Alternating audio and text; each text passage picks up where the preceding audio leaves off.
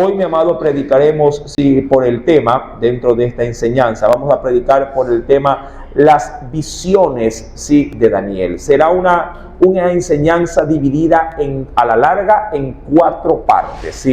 El capítulo número 7, mi amado, es una trascendencia, así como lo es también en el libro de Esdras. El capítulo 7 también da una vuelta a la página, respecto de lo que Dios manifestará en ese libro. En el capítulo 7 de Daniel pasa casi lo mismo. Hasta el capítulo número 6, todo ha sido en función propiamente del desarrollo de los hechos que están fundamentados en el rey Nabucodonosor, sobre todo. Y obviamente todo lo que tiene que ver con su reino y con lo que Dios desea manifestarle a ese rey, para darle a saber también a los exiliados lo que habrá de acontecer respecto de su futuro. Pero ya cuando nos adentramos en el capítulo 7, la cosa cambia. En el capítulo 7, mi amado, hasta el capítulo número 12, Daniel habrá de recibir 4 visiones. 4. Y para los que han estudiado, mi amado, y son un poquito investigadores de la Escritura, en la primera visión de Daniel, que es esta precisamente hablando, esta visión que se le ha denominado la visión de las 4 bestias, es la más, para mí, la más trascendental de las otras. Porque es a través de la primera visión donde, si usted está muy atento y es muy juicioso respecto del estudio de este pasaje bíblico, mi amado, del capítulo 7, usted al entender la primera, se le hará fácil entender las 3 venideras que serán reveladas a Daniel. De hecho, mi amado, esta primera servirá de base, es la base de las otras 3 visiones que vendrán, ya que en función de esta, las demás van a ampliar y a corroborar lo que la primera visión será obviamente pues motivo de estudio en esta gloriosa noche. Mi amado, las visiones de las 4 bestias, o la visión de las 4 bestias, será, mi amado, una enseñanza que luego será complementada con 3 visiones adicionales. Para poder, antes de adentrarnos en los detalles y a estudiar obviamente lo que de Dios el Espíritu Santo nos va a dar a conocer, es necesario tener bases doctrinales, bases escriturales, para que de ahí en adelante, en función de esa base, todo lo que vayamos añadiendo se nos haga fácil de procesar y de entender. No quiero, mi amado, que Daniel sea un libro pesado respecto de las visiones o de las profecías que habrá de recibir a través de esas visiones. Al contrario, quisiera, mi amado, que usted se siente identificado y que vea a Daniel en sus revelaciones, mi amado, como un libro fácil de comprender y aún más, mi amado, de discernirlo y poder hasta llegar a explicarlo, cuando alguien le pregunte respecto de un tema semejante a las profecías o a las revelaciones del libro de Daniel. Mi querido, para ello, quiero empezar por un texto, mi amado, que usted ya lo conoce. Quiero empezar por ello, porque para mí es una base. Deuteronomio 29:29. Yo sé que esto usted ya lo sabe de memoria, pero de pronto hay quienes hoy me visitan y no lo saben. Y, mi amado, es importante empezar esto desde esta base. Así como cuando estamos estudiando la materia de bibliología, que tenemos un texto base que es 2 Timoteo 3:16 al 17. Este es el texto base para arrancar el estudio de las visiones de Daniel. Deuteronomio 29, versículo número 29 también. ¿Lo tenemos, mi amado? ¿Qué nos dice el texto bíblico? ¿Lo encontró? Deuteronomio 29, verso 29. Dice el Señor, las cosas secretas pertenecen. ¿A quién pertenecen? Pertenecen a Jehová nuestro Dios. Lo que es, lo que Dios quiere esconder, lo esconde.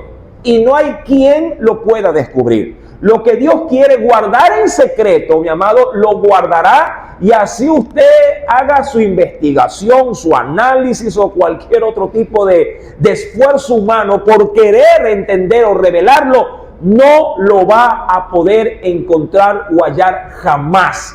Solo para muestra un botón con respecto a la venida de Cristo. El Señor lo ha velado, lo ha ocultado, y así el hombre en la tierra, mi amado, quiera dar con fechas, con proximidades, mi amado, simplemente no lo va a encontrar. Y punto, ¿sí? Y de ahí quienes se han de pronto atrevido a querer dar fecha, han quedado pésimamente mal en la historia. Amén. Las cosas secretas pertenecen a Jehová nuestro Dios. Y aquí es lo que es para nosotros, lo que es para los que tienen interés por la Escritura. Más dice aquí, las reveladas. ¿Sí? Cuando se habla de revelar, se habla tal cual como antes se hacía con las fotos. Ahora ya no. Antes usted tomaba con un rollito, ¿verdad?, en una cámara, foto. Y cuando, sí, yo soy muy honesto, yo tomé muchísimas fotos con estos rollitos, pero vaya usted a saber con cuántas me di yo el tiempo de mandar a revelar. Sí, créame que hoy por hoy me golpeo la cabeza y digo, pero qué tonto, ¿por qué no las hice revelar todas? Por falta de tiempo, por falta más que todo, no podría decir de dinero, porque no costaban mucho, pero sin embargo a veces falta, mi amado, poner prioridad. A veces uno dice, después, y lo guarda en el cajón, Cuando se da cuenta, mi amado, hizo una limpieza y botó todo, ¿verdad? Botó todo. Mi amado, lo que Dios va a revelar, dice el Señor, es para nosotros. Amén. Y no solo para nosotros, para nuestros descendientes, dice allí que son nuestros hijos, para siempre. ¿Con qué propósito el Señor revela algo oculto para nosotros? ¿Cuál es el propósito de revelar algo? Sea lo que fuera en la Biblia. ¿Cuál es el propósito? Para que lo cumplamos, dice aquí, para que cumplamos todas las palabras de este libro o de esta ley, como lo quiera usted ver o ampliar. Ahora bien, tomo esta base para poder resaltar la parte final. ¿Cuál? Daniel, primera visión, la visión de las cuatro bestias, es, mi amado, una profecía o un sueño o una visión no solamente mostrado, también es revelado. Mi amado, eso lo debemos de nosotros en Dios agradecérselo. Mira, si Dios no hubiese querido manifestarnos, llamado, la grandeza de esta visión, simplemente Dios se hubiera encargado de ¿qué cosa? De ni siquiera dejarla por escrito. Pero la dejó por escrito. Pero hay que tener en consideración, mi amado, que esto que está por escrito, si habrán, claro que sí, cosas que nos va a tocar manifestar un poquito de esfuerzo para lograrlas entender. Mira, en toda materia hay cosas fáciles de aprender. Yo, mi amado, al igual que usted que ha pasado por primaria, ¿verdad? Qué lindo es aprender a sumar y a restar los dedos de la mano, ¿verdad? 1 más 1 es 2. Qué lindo, mi amado. El problema es cuando vamos creciendo y nos ponen ecuaciones algebraicas. Ahí nos matan. Ahí, mi amado, nos fulminan el cerebro. Sí, pero ¿por qué? Porque la misma materia, ¿sí?, cada vez que uno quiere profundizar, nos va llevando a un terreno mucho más complejo. Claro, las profecías de Dios, hay unas que son, pero de abrir la boca, la manzana cae dentro de la boca y usted solo la mastica y dice, oye, está bueno, pero hay otras que no, hay otras que hay que coger un cuchillo y pelar la manzana, ¿verdad? Hay que llegar a veces a sacar la corteza para poder entender realmente qué es lo que se tiene de ese pasaje bíblico, qué se tiene como para poderlo en Dios disfrutar. Hay cosas, mi amado, las perlas no se las consigue en la arena que está a la orilla del mar. Las perlas hay que sumergirse en el agua para sacarlas. Amén. Cada revelación, cada visión, cada sueño que tiene que ver, mi amado, con profecía para la iglesia, para eventos del porvenir, hay que escudriñarla de manera muy profunda. Como segundo aspecto, mi amado, quiero también que me acompañe al libro de Job, capítulo 33. Mira, voy a dar algo adicional y esto me pareció muy productivo para no solo quedarnos con Deuteronomio 29. En Job, capítulo número 33, y vamos a poner en función de esto, mi amado, ¿sí?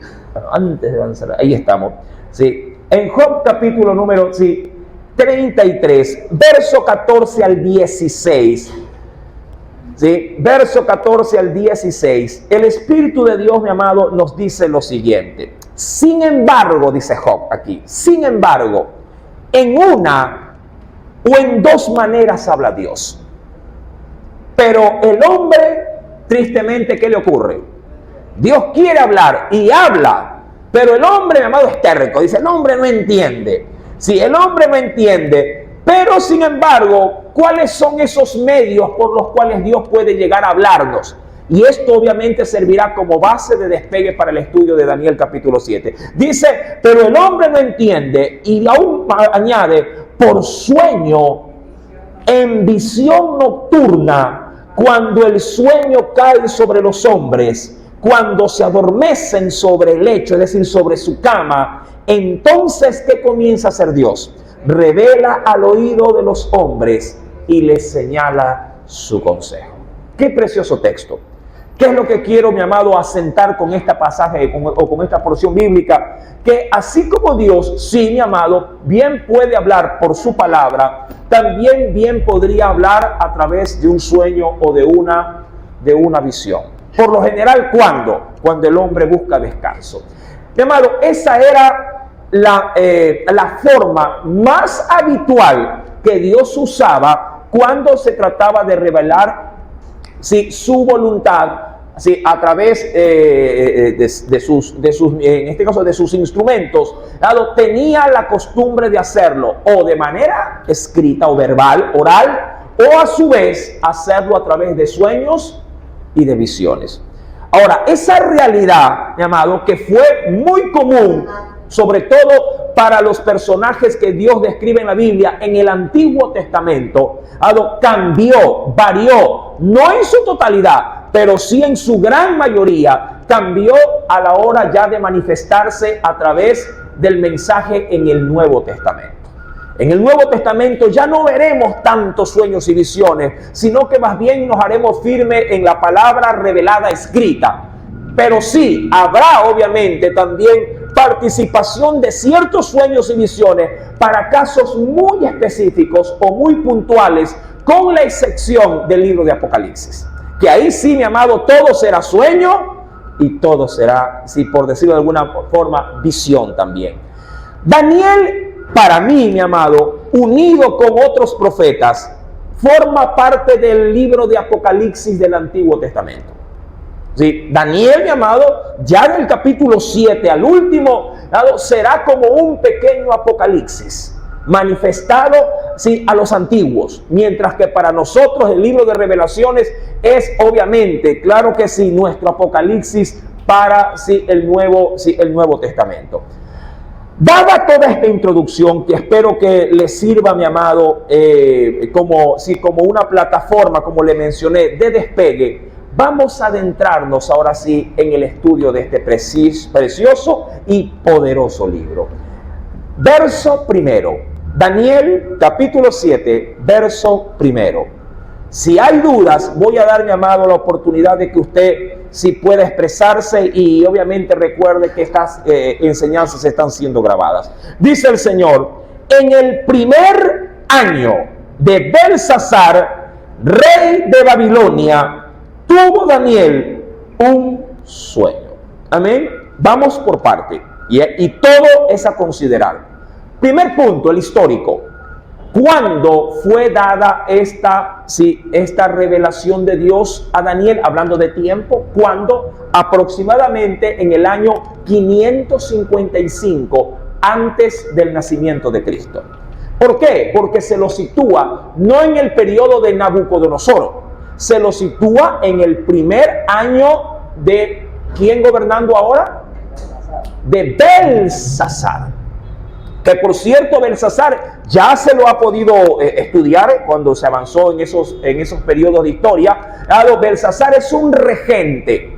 Nabodino es realmente el emperador que se encuentra fuera de Babilonia. En ese periodo de tiempo, mi amado hermano, es donde Daniel, entre sus muchas ocupaciones, un día de esos días de gobierno de Belsasar, va a su cama, va a descansar, y Dios, mi amado, va a mostrar su primera y más grande visión. Es la primera de experiencia personal de Daniel, por cierto. Daniel ha sido un instrumento, mi amado, para revelar sueños y visiones de otros, pero no de sí. Y era revelado, mi amado, el sueño de Nabucodonosor o las visiones de Nabucodonosor, pero no de sí. Esta será su primera participación. Ahora, ¿qué nos dice el Señor? Es en ese primer año de Belsasar, rey de Babilonia, que tuvo Daniel un sueño, y él, mi amado, lo denomina como visiones de su cabeza. Mi amado, ya hemos visto Job, sobre todo, de qué manera Dios puede hablarle al hombre. ¿Se acuerda lo que se leyó de Job? ¿Qué se decía en ese texto bíblico? Cuando el sueño cae sobre los hombres en su lecho, ¿qué hace Dios? ¿O qué puede llegar a hacer Dios? ¿Qué decía Job 33, verso 15 al 16? Sobre todo en la última parte, ya en el verso 16. Dice, entonces revela. Revelar es dar a conocer al oído de los hombres, sí, obviamente, su palabra, su consejo. Pero hay algo adicional con el asunto del que dice el libro de Job. Mi amado, Dios puede revelar palabra. Samuel experimentó esto cuando se encontraba, ¿qué cosa? En el lecho, durmiendo, siendo un pequeño. El profeta Samuel no recibió visión, solo recibió, ¿qué cosa? Al oído. Palabra, un llamado que se le decía en el anochecer, en el descanso. Sí, Samuel. Y Samuel se despertaba. ¿Quién de ustedes ha tenido esa experiencia? Que está como que adormitado y escucha que lo llaman. Y se levanta y dice, y dice, no, ¿qué? Escuché una voz. ¿Qué voz? Nadie ha hablado. Acá el gato que está haciendo bulla. Pero escuché una voz. Y así. Mi amado, Daniel, a diferencia de solamente oír, tiene la oportunidad de ver. Ver. Mi amado, y eso obviamente le da un realce especial a lo que él va a experimentar. Será su primera oportunidad de dar, mi amado, a conocer algo, no todo. Porque si uno lee el versículo primero, se dará cuenta que Daniel anticipa diciéndonos, para poder tener también, mi amado, la idea de que no todo de lo que vamos a leer, el Espíritu Santo quiso que lo supiéramos. ¿Por qué digo esto? Porque en el verso primero dice, luego, ya, verso 1, parte final, luego escribió el sueño y relató, no todo. ¿Qué dice que relató? Lo principal del sueño. Mira, allí sí se da realce a Deuteronomio 29:29. Solo Daniel fue motivado a escribir o a dejar en la escritura solo lo principal. Ya muchos estudiosos actuales hubiesen querido de pronto, si hubiesen tenido la oportunidad de decirle, Daniel, ¿qué? No, dame todo, dame los detalles. Sí, cuéntame el detalle. No. Solo voy a dar a conocer lo principal de lo que Dios me ha revelado. Y hasta cierto punto, mi amado, creo que será lo único en Dios, que debemos de considerar para poder estar apercibido de los tiempos. ¿Por qué Dios puede llegar a dar a conocer algo del futuro? ¿Cuál es la intención de que Dios, mi amado, revele el futuro a una persona? ¿Qué base, mi amado, deberíamos de considerar nosotros, poder decir, pero ¿por qué me das a conocer el futuro? Hay gente que busca el futuro. Hay gente que, de hecho, mi amado, va a personas que leen el futuro a través de las cartas, a través, mi amado, de pronto de ciertas artes mágicas. Sí, hay gente que, mi amado, inclusive entra en el ocultismo, en la hechicería, mi amado, para poder saber el futuro. De aquí puede ser, mi amado, que haya mucha gente que no se levante si primero no consulte el horóscopo. ¿Verdad? Sagitario. Dice, ¿dónde está? ¿Qué tengo para ver? Un día calmado te espera. Y habrá algo bueno, qué sé yo, en la tarde del día. Ay, usted dice, hay algo bueno. ¿Verdad? Usted dice, hoy es positivo el día. Tu número es 7, la lotería de una vez. Número 7, un guachito en el 7. La gente quiere saber el futuro. Mi amado, Dios reconoce que la curiosidad del hombre es insaciable. La Biblia dice que el ojo nunca se cansa de ver, ni el oído tampoco de oír. Pero Dios, mi amado, se preocupa de solamente hacer saber lo que edifica, lo que construye a su iglesia. Lo demás lo tapa, lo oculta. Tenemos pues indicios. Verso primero, ¿sí? Daniel ha soñado, escribe la visión, pero solo va a dar a saber lo principal del asunto. Verso número 2, dice pues el texto de la palabra de nuestro Dios. Daniel dijo: miraba yo en mi visión de noche, y he aquí que los 4 vientos del cielo combatían en el gran mar, y 4 bestias grandes y diferentes, la una de la otra, subían del mar.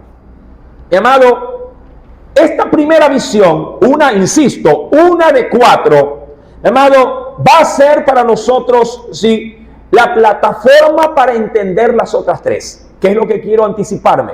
Mi amado, que cuando estudiemos la segunda visión, o la tercera, o la cuarta, siempre estaremos en espacios, ¿no?, de enseñanza, retomando ¿qué cosa?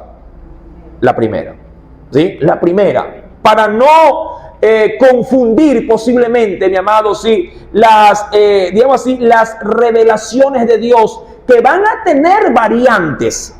Pero, mi amado, deberemos de entender de que esas variantes siguen apuntando a la primera visión. De pronto cambia de aspecto una bestia, pero sabremos que es una de la primera visión. De pronto cambia, ¿cómo le digo?, un adjetivo que califica a algo, pero que es la misma de la primera visión. Esto por un lado. Por otro lado también, mi amado, es necesario también considerar dentro de este versículo número 2, si los aspectos principales que resaltan.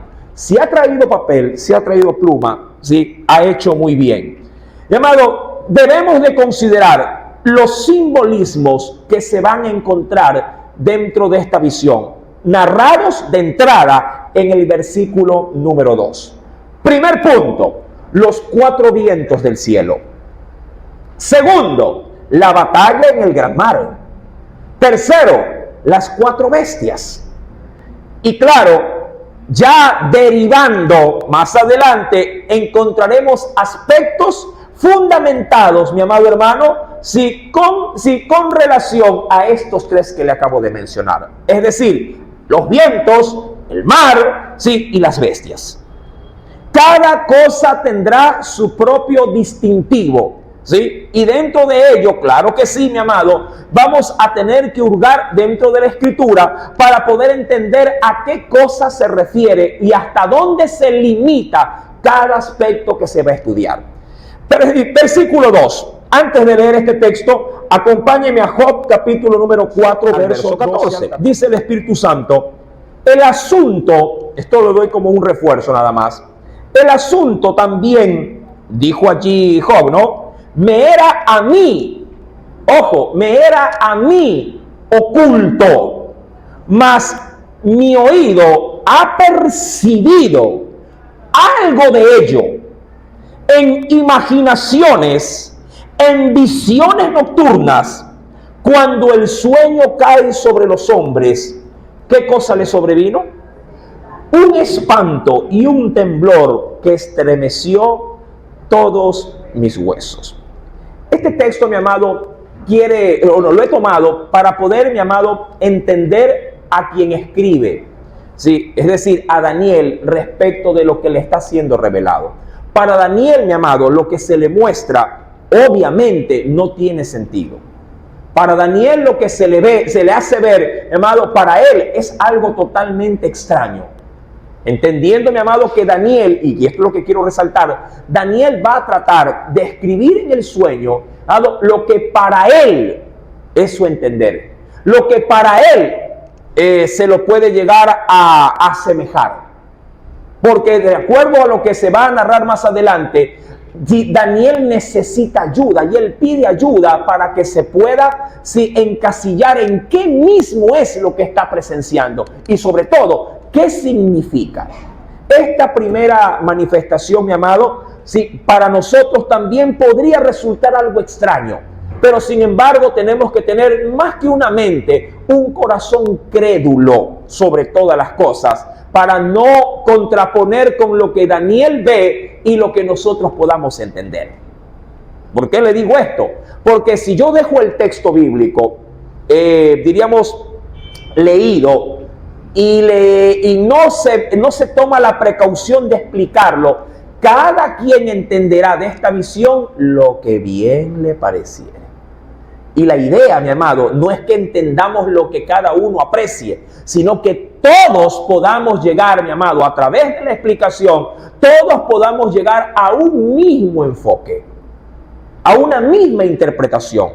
Porque de lo contrario, mi amado, insisto en esto, así también nos va a ocurrir cuando lleguemos a la segunda visión, a la tercera y a la cuarta.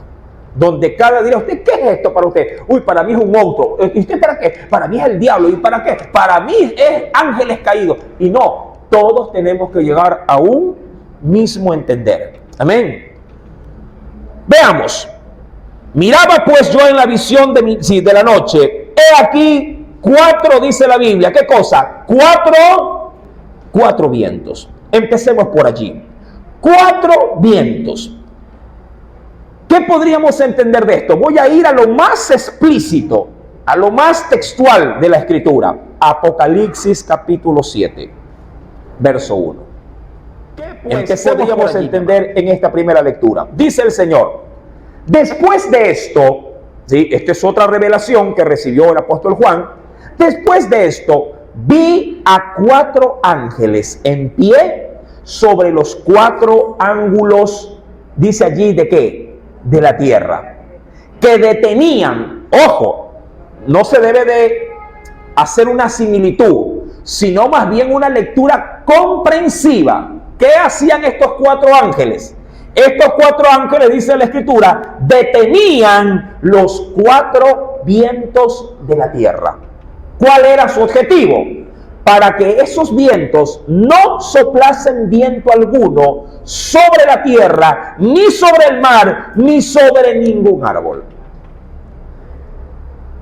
Primer indicio. No digo, y quiero que esto lo entienda bien claro, no digo que estos 4 vientos son los 4 ángeles. Tengan mucho cuidado. Mire, por eso le digo, no digo que esto sea así. Pero sí quisiera, mi amado, resaltar lo que están haciendo los 4 ángeles. ¿Qué están haciendo los 4 ángeles? Deteniendo qué cosa, o aguantando qué cosa, que los vientos no soplen. Ahora, si usted me lo dice a mí, ¿quién puede detener al viento? Empecemos por ahí. ¿Quién detiene el viento? Solo Dios no puede detener el viento. Pero humanamente, ¿quién puede detener el viento? Es imposible. Imposible. Empecemos, insisto, bajo esta premisa. Los vientos no pueden ser físicamente detenidos, en función de lo que se ha leído en Daniel capítulo 7. Vuelto al libro de Daniel, en Apocalipsis, capítulo 7. Vuelto a Daniel 7, verso 2. Sí, lo primero que debemos de observar, mi amado, que estos vientos no es 1, no es 2, no es 3, son 4. Entendemos por el asunto de los 4, el número como tal, dado que se refiere a un viento, sí, global, un viento globalizado. Un viento, mi amado, como bien sí lo supo decir Daniel, Apocalipsis 7.1, que son, mi amado hermano, tal cual, como lo dice la Escritura, que quieren detener, dice aquí, los 4 vientos, sí, que obviamente podrían azotar a toda la tierra. El número 4, mi amado, significaría para este pasaje bíblico, o se lo interpretaría, mi amado, como algo global. Algo, mi amado, que va a tener una afectación en su totalidad. Y querido, es importante reconocer que los vientos no necesariamente son el problema del asunto a la hora de, en todo caso, enfrascarnos en una especie de revelación o interpretación. Pero bíblicamente, no solamente si Apocalipsis 7.1 tiene una perspectiva de mostrar al viento, también el viento se lo ha mostrado conforme, claro que sí, a la óptica de Dios de otra forma. En el libro del profeta Isaías, capítulo 27, ven conmigo por favor, se ve al viento como una entidad o un móvil que Dios usa para un fin. Mira que hay que darle muchas perspectivas a este asunto. En Isaías capítulo 27, mi querido hermano, ¿sí?, se ve el accionar del viento como un instrumento, un móvil que Dios usa para un fin. Veamos, por ejemplo, versículo 8. Con medida, dice allí, ¿lo encontró? Isaías 27, verso 8. Con medida lo castigarás en sus vástagos, hablando de sus retoños o de sus hijos. Y dice, Él, hablando de Dios, los remueve, ¿con qué? ¿O con qué los hace tambalear? Dice, Él los remueve con su recio viento en el día del aire solano. Aquí se podría decir, mi amado, se podría considerar al viento como un medio por el cual Dios, usándolo, si podría, mi amado, darle a través de ello un castigo al hombre. Y esto se refuerza también cuando se avanza, por ejemplo, al libro de Jonás, capítulo 4, verso 8. Venga conmigo, por favor. Libro de Jonás, capítulo número 4, verso número 8. Su propia naturaleza. Dice el Señor, aconteció que al salir el sol, preparó Dios. ¿Qué preparó Dios? Un recio viento solano. El viento solano es el viento, mi amado hermano, que tiene que ver, sí, con ese viento caliente del atardecer. A veces llegan olas de viento, pero caluroso, y se hace más calor todavía. Dice aquí, preparó Dios un recio viento solano, y el sol adicionalmente hirió a Jonás en la cabeza y se desmayaba y deseaba, ¿qué cosa por todo esto? Deseaba la muerte, diciendo, mejor sería para mí la muerte que la vida. ¿Qué utiliza Dios, insisto, para acongojar, sí, la vida o la persona de Jonás? Un recio viento solano. Adicional, el viento no solamente puede ser usado como castigo, sino que también puede ser utilizado para una bendición.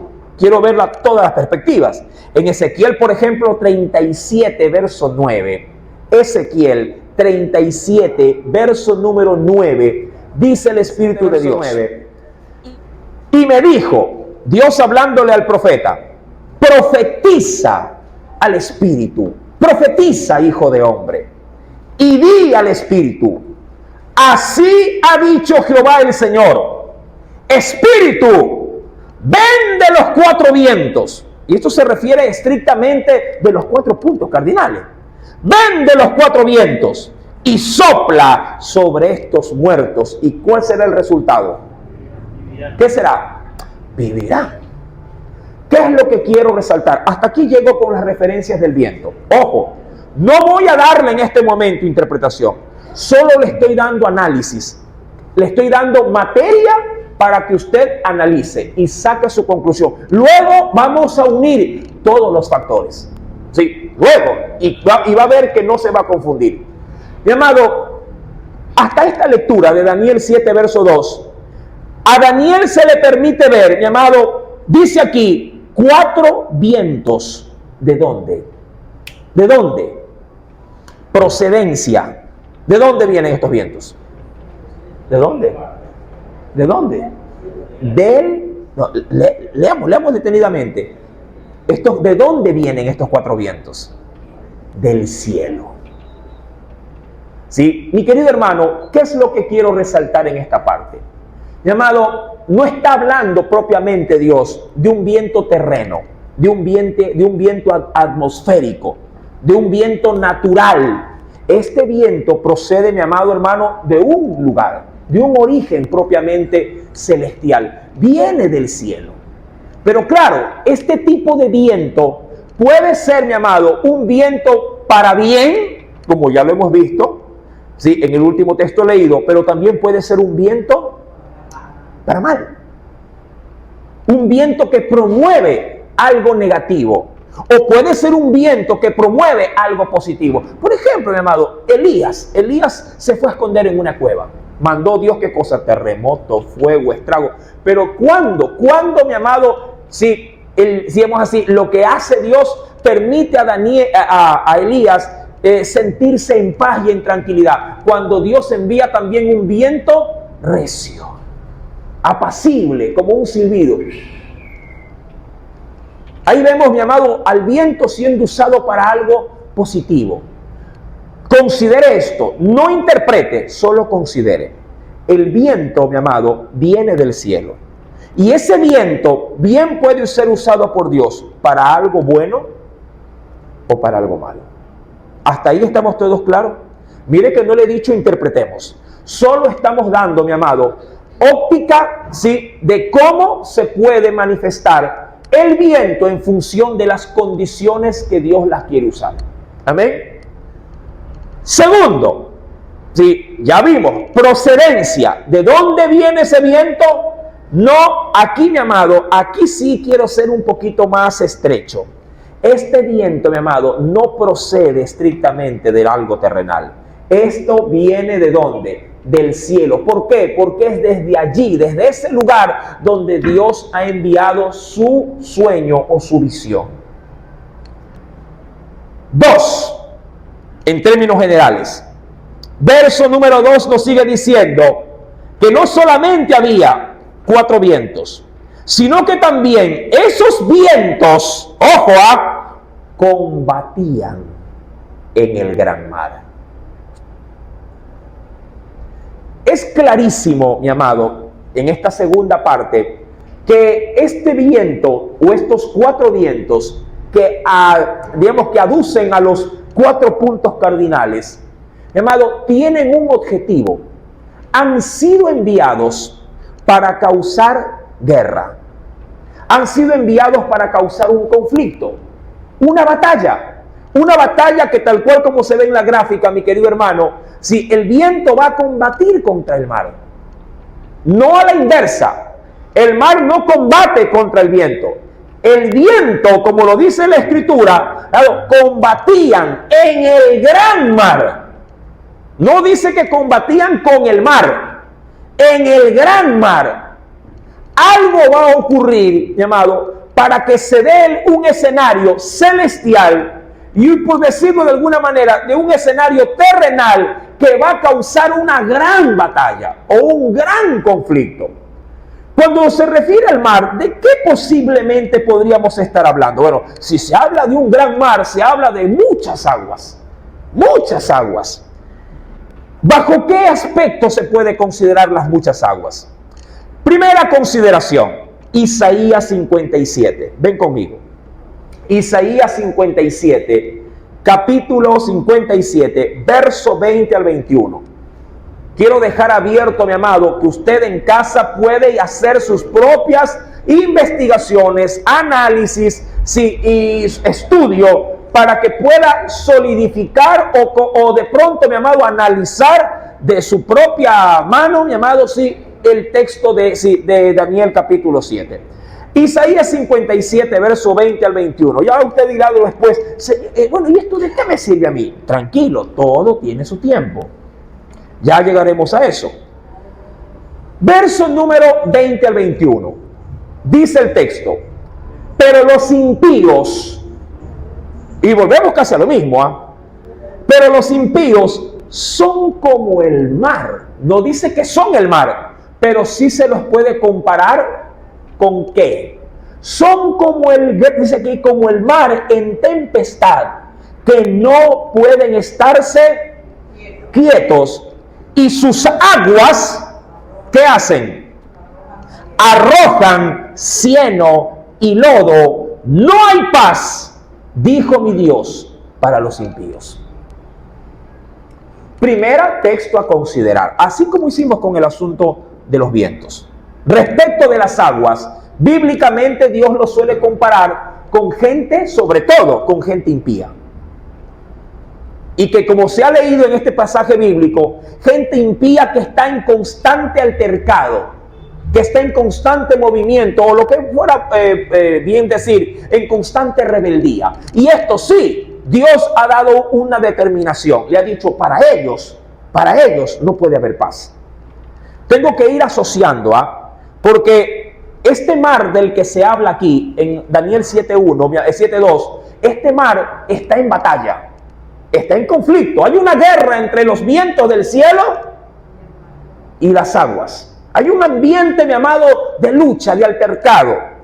Por otro lado, sigo añadiendo, Apocalipsis capítulo 17, verso 1 al 2, dice el Señor: vi entonces, dijo a su vez el apóstol Juan, en una visión también dada a él, que tiene gran similitud con lo que se quiere dar a saber en esta preciosa noche. Dice: vi entonces uno de los 7 ángeles que tenía las 7 copas, ¿sí? Y habló conmigo diciendo: ven acá, te mostraré la sentencia contra la gran ramera, la que está sentada. Oh, sorpresa, aquí tenemos algo que se lo puede utilizar para el libro de Daniel. Dice: ella está sentada sobre muchas aguas, con la cual han fornicado los reyes de la tierra, los moradores de la tierra, y dice aquí, y se han embriagado con el vino de su fornicación. Ahora, claro, resalto lo que me interesa resaltar. ¿Dónde está sentada? ¿Dónde está, llamado, el estrado de su trono, por decirlo así, de esta mujer considerada como la gran ramera? Está sentada sobre muchas aguas. Y ya aquí, mi amado, Juan, a través de lo que Dios le ha dado a saber, asemeja las aguas como que si hubiesen sido cabezas principales de reyes o de naciones. Son los reyes, dice, y aparte dice que son los moradores de la tierra. Y si alguna duda me queda, en el mismo capítulo, avanzo al verso 15, está totalmente explícito lo que interpreta respecto de las aguas. Dice el Señor: me dijo también, Apocalipsis 17:15, las aguas que has visto donde la ramera se sienta son. Aquí no hay nada que interpretar. Aquí todo es de procesarlo, digerirlo y aceptarlo. Dice: las aguas que has visto donde la ramera se sienta son pueblos, muchedumbres, naciones y lenguas. No interpreto, solo le dejo la información. Por el momento, se la dejo ahí, procésela. Vuelva al texto, o volvamos al texto de Daniel capítulo 7, verso número 2. Mire, solo estamos en el verso 2. Daniel dijo: miraba yo en mi visión de noche, y he aquí que los 4 vientos del cielo, ¿qué cosa dice allí? Combatían en el gran mar. Saquemos una conclusión, no mía, una conclusión bíblica. ¿Qué podríamos entender respecto de este primer versículo, hablando del verso número 2? Estos vientos, que en la Biblia los determina como en número de 4, por su totalidad, o diríamos por los puntos cardinales que bordean toda la tierra, están en un conflicto en el gran mar. ¿Qué podríamos sacar en conclusión en este primer escenario bíblico de la visión? Mi amado, que hay un conflicto entre los que están arriba y los que estamos aquí abajo. Y es un conflicto tan severo, mi amado, tan grande, que la misma Escritura se ha encargado, mi amado, de resaltar que esto, mi amado, sí es un combate, una guerra. No hay armonía entre el cielo y lo que se ha tipificado. Se ha tipificado como si al mar, como las muchedumbres de las gentes. Llámese, como lo dijo Apocalipsis 17:15, llámense, mi amado hermano, pueblos, llámense muchedumbres, naciones y lengua. Las aguas en Apocalipsis representa a la gente en el mundo. Sí, en Apocalipsis. En Daniel todavía no me voy a adelantar a decir que lo son. La misma Escritura me va a decir que lo son, en el mismo libro de Daniel. Pero tomo referencias de otras revelaciones, simplemente para poder decir que hay concordancia entre lo que podría llegar a pasar en el Evangelio de Mateo como en el Evangelio de Lucas. Hay concordancia. También hay concordancia como lo que podría verse en Daniel, como lo que puede verse en Apocalipsis, y viceversa. Hay concordancia. ¿Sabes por qué? Porque la Biblia, toda ella está unida.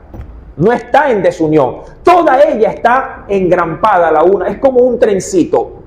Mi amado, cada vagón va enganchado con otro. Pero todos tienen algo que lo impulsa, una locomotora. En el caso de nosotros, algo lo impulsa, es Dios. El cielo y la tierra representada en ese mar están en conflicto. Hay un conflicto tremendo. Y esta es la primera, obviamente, sí, escena de la que Daniel observa. Verso 3. Estamos simplemente, insisto, no tratando de dar conceptos finales, solamente apreciaciones. En el verso 3, la cosa, mi amado, se va como cuando usted dice, tuve una pesadilla. Hay gente que cuando sueña locuras. ¿Sí? Hay gente que cuando se acuesta y luego se levanta asustado en la madrugada y dice, ay, soñé que me llevaba el diablo. Pero también hay cosas locas, porque en un mismo sueño, que de pronto es una pesadilla, en el mismo sueño después al rato como que cambia de escena y dice, me vi volando, como que era Superman. Y al poco tiempo dice, trotaba sobre el mar y no me hundía, decía. Y tenía fuerza. Claro, en el sueño puede pasar de todo. Cualquier cosa puede pasar. Claro, cuando Daniel observa este primer escenario, en el segundo escenario, mi amado, la cosa es de loco. Déjame pasar ahí. La cosa es de loco. Pasó, pero tiene una relación, claro que sí. Pasó algo, mi amado, totalmente para Daniel, ¿cómo te digo acá? Abrumador. En el verso 3 dice que también en esa visión vio 4 bestias grandes, diferentes la una de la otra. Pero aquí viene la concordancia. ¿Cuál es la concordancia? Dicen que estas 4 bestias subieron. ¿De dónde subieron? ¿De qué mar? Del mar que está detallado en el verso 2. Recuerda, verso 2, parte final. El gran mar que hacía, combatía con el cielo, o a la inversa, el cielo combatía con el gran mar. Y ese mar, producto de ese combate, ojo con esto, producto de esa lucha, arroja cuántos animales que no se pueden identificar. Para Daniel es sencillo el asunto, ¿ah? Para Daniel, mi amado hermano, sí, para él, a su óptica, esto yo se lo anuncié al inicio, a su óptica, para Daniel, mi amado, son 4 bestias. Y ninguna posiblemente podría tener diríamos así, el aspecto propiamente de lo que se ve aquí.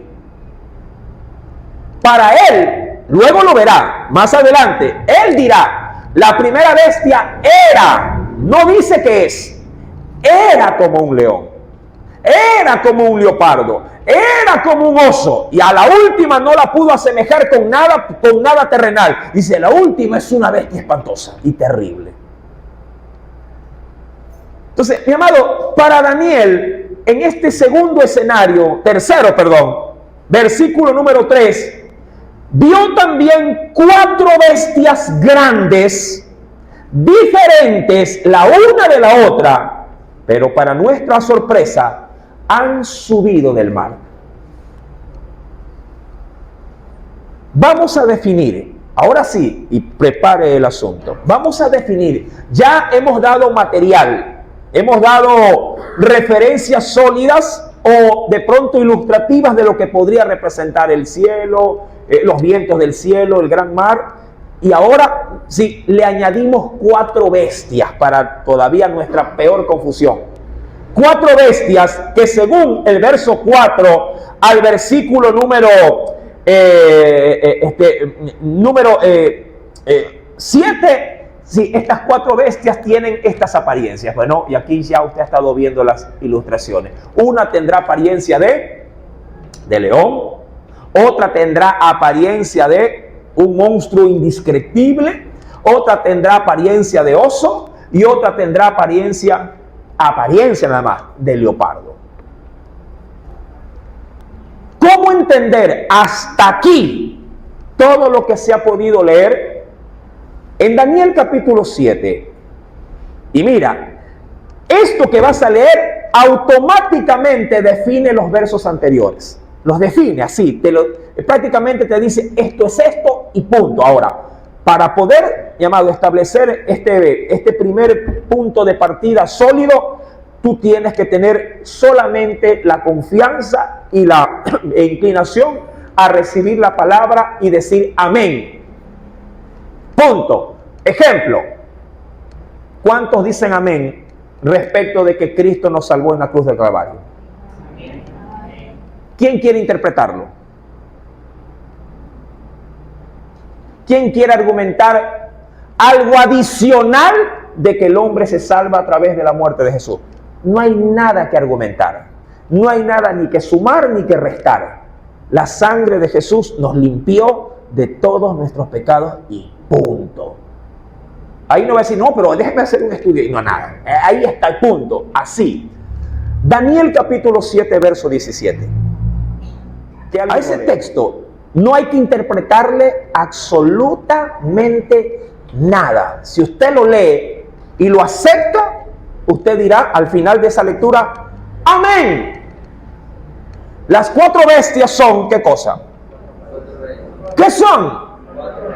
O sea, no es un leopardo, no es un oso, no es un monstruo indescriptible y espantoso, ni un león que tiene semejanza como de águila, pero no lo es. Pero en la visión, Dios ha querido manifestarlo como estos 4 grandes monstruos. ¿Por qué? Claro, eso vamos a verlo más adelante. Pero vamos, ahora sí, vamos a dar en Dios la interpretación del verso 2 al verso 4.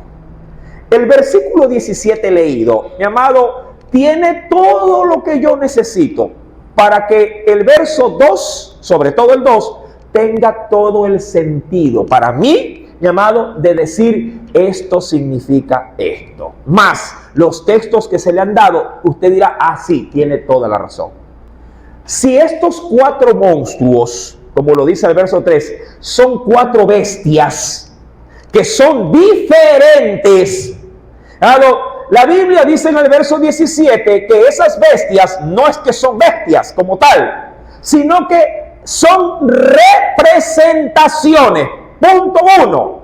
Las bestias son representaciones.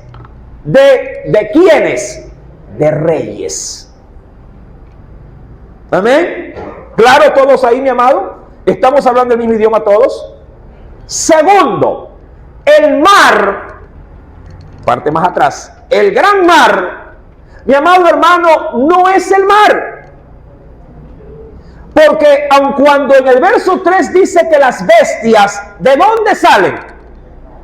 ¿De dónde suben? Del mar. Y el mar no es mar. En el verso 17, ¿qué dice que es el gran mar? ¿Qué es el gran mar? Es la tierra.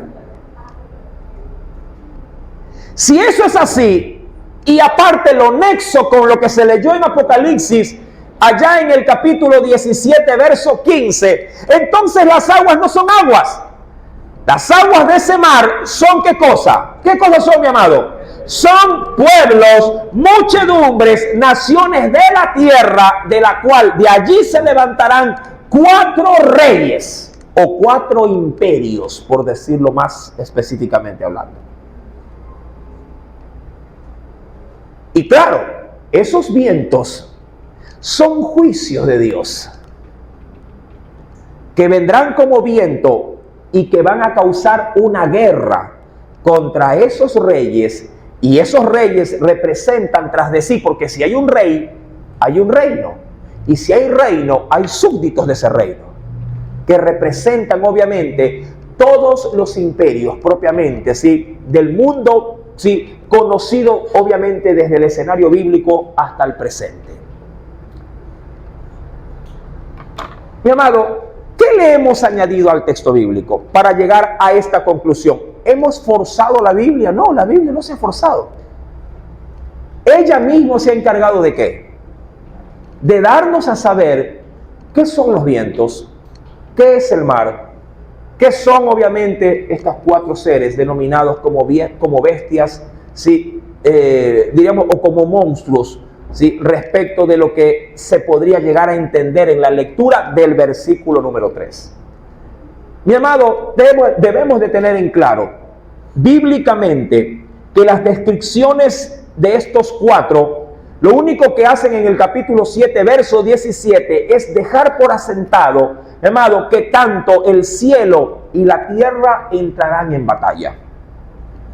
Y que la tierra va a sacar, obviamente, de sí misma, va a sacar cuatro imperios, denominados o anunciados por medio de sus cabezas principales, que son sus propios reyes. ¿Para qué cosa? Para entrar en una lucha con ese cielo. Esto, mi amado, debemos de nosotros considerarlo, mi amado, en una gran y diríamos así, y definitiva conclusión. El cielo y la tierra, mi amado, son dos reinos diferentes. ¿Sí? Dice la Biblia, y quiero argumentar algo en el Nuevo Testamento. Acompáñame, por favor. Porque sí debemos de determinar por qué hay este conflicto. Acompáñame al Nuevo Testamento. En Juan capítulo número 3, verso número 6, Jesús, mi amado, tuvo a bien establecer un principio que tampoco se puede interpretar, es inmovible y hay que aceptarlo tal cual como es. Aquí el Señor está hablando, tiene un diálogo muy exhaustivo con Nicodemo.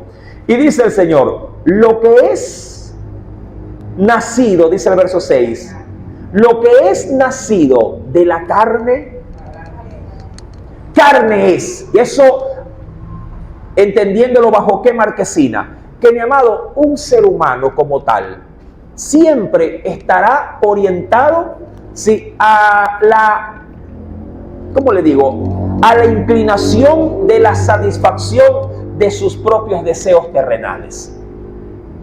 Lo terrenal, mi amado, llama a lo terrenal. Lo terrenal no tiene de sí mismo una naturaleza para que se enganche con lo espiritual. Seguidamente el texto dice, y lo que es nacido del Espíritu, Espíritu también, sí, Espíritu también es. En el versículo, mi amado, acompáñame a otro texto bíblico. También. Dice en 1 Corintios 15, verso número 50. Mira cómo coordina el Evangelio de Juan con las palabras dadas en la carta escrita a los Corintios. Dice el Señor, ¿lo encontró, mi amado?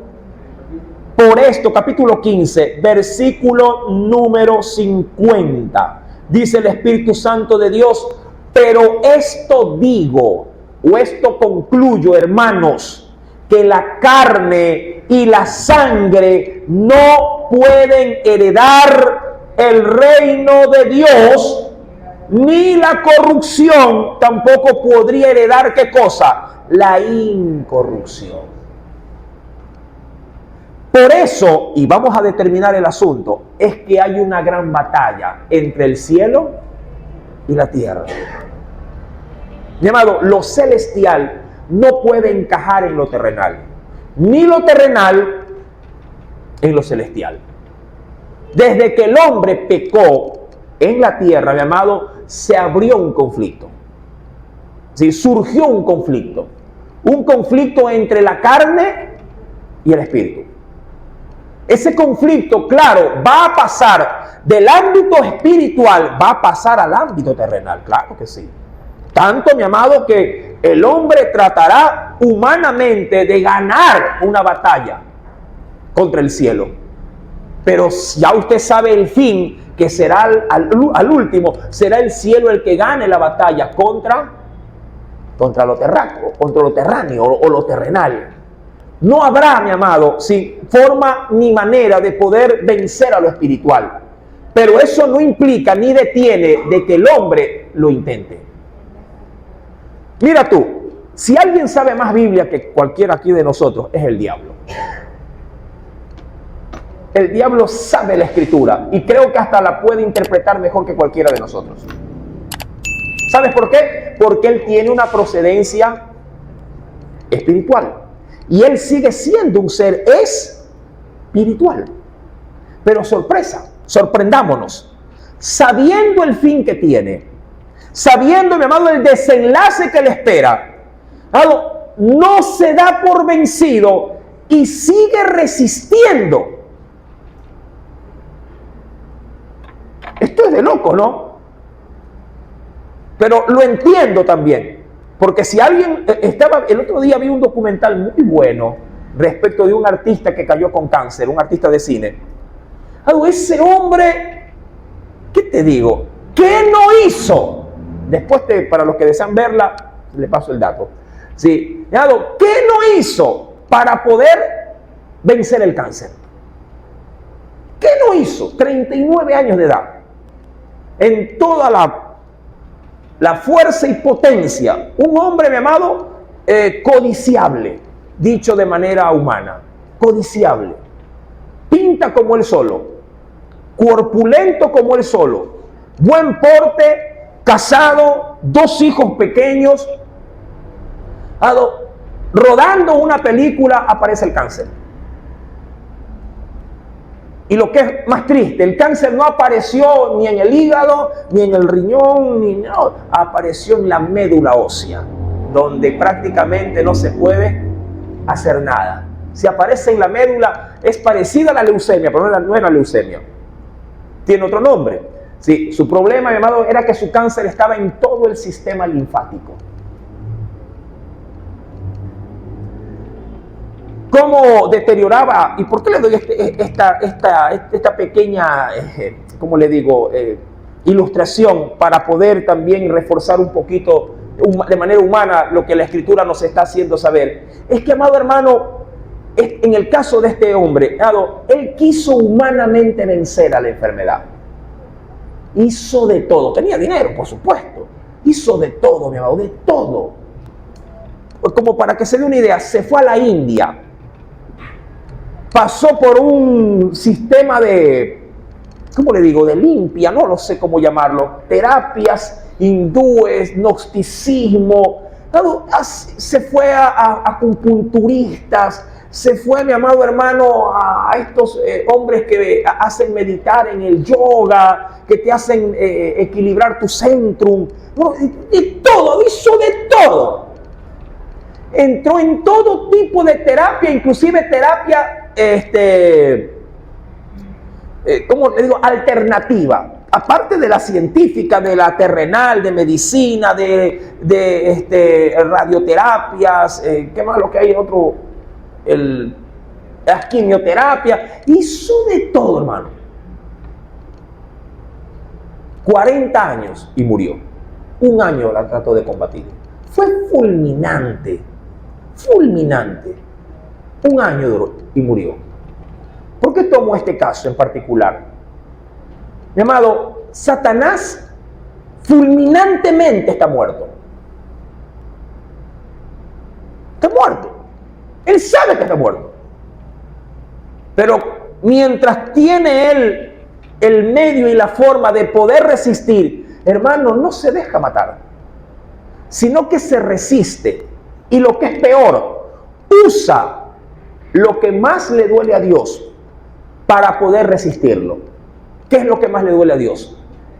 Su creación. La corona de su creación, nosotros. Él, mi amado, interviene en medio de lo que más a Dios le costó, en todo caso, levantar al hombre. Y no se da por vencido.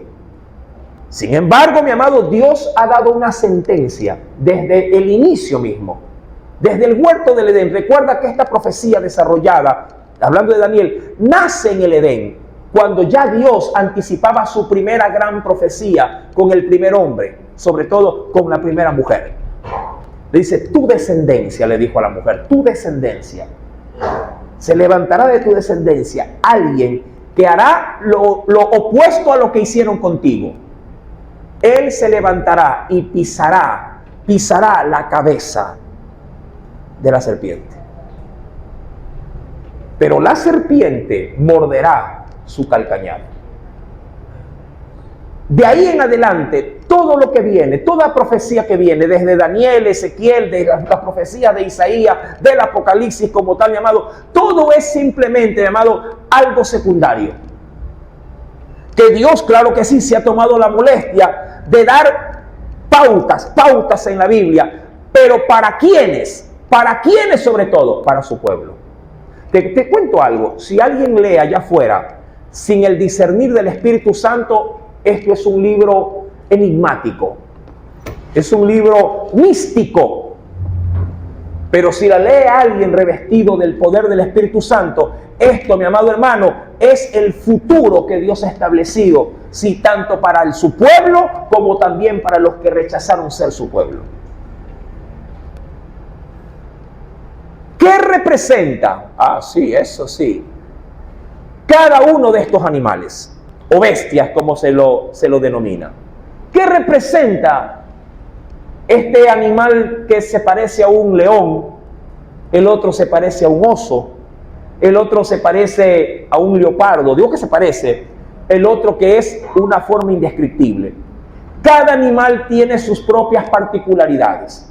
En el caso del primero, la Biblia dice que tiene 2 alas, que luego serán cortadas o arrancadas. En el siguiente tiene 3, no más ni menos. Tiene 3, como usted lo ve en la gráfica, tiene 3 huesos en sus mandíbulas. 3, no 4 ni 2, 3. El leopardo tiene, mi amado hermano, 6 alas. 6 como tal. Y estas también, mi amado, tendrán de sí un simbolismo. Y la última es fatal. No tiene forma de animal. Es una bestia. Una bestia que se podría denominar en términos terrenales un monstruo. Pero que para nuestra sorpresa, ese monstruo por su deformidad ha manifestado en la visión 10 cuernos. 10 cuernos. ¿Por qué cada bestia es tan diferente la una de la otra? ¿Qué representan las alas del primero? ¿Por qué es un león o algo que se parece a un león? ¿Por qué en su segundo escenario, si será un oso? Que posiblemente, si tú me lo dices a mí, un oso es más fuerte que un león. ¿Y por qué tiene en su mandíbula 3 huesos allí que trata de despedazarlos? ¿Por qué este siguiente, diríamos, enigma de un leopardo que tiene 4 cabezas? Anormal, por cierto, 4. Y sobre sí alas. Y este último, que no tiene forma de ser descrito, pero que realza sobre todo por 10 cuernos manifestados. ¿Quiere saberlo, mi amado? Claro que sí, dirá usted, por supuesto. Venga el próximo domingo y aquí lo vamos a ver. Y nos vamos a tomar el tiempo necesario con cada monstruo, con cada bestia, con su significado y de qué manera. Claro que sí, esto nos afecta a nosotros en el presente. Amén, mis amados. Espero que esto haya abierto no solo tu interés, sino hambre y sed de Dios también. Amén. Que el Señor añada mucha, pero mucha bendición a su palabra. Aleluya. A Él le damos todo honor y toda gloria.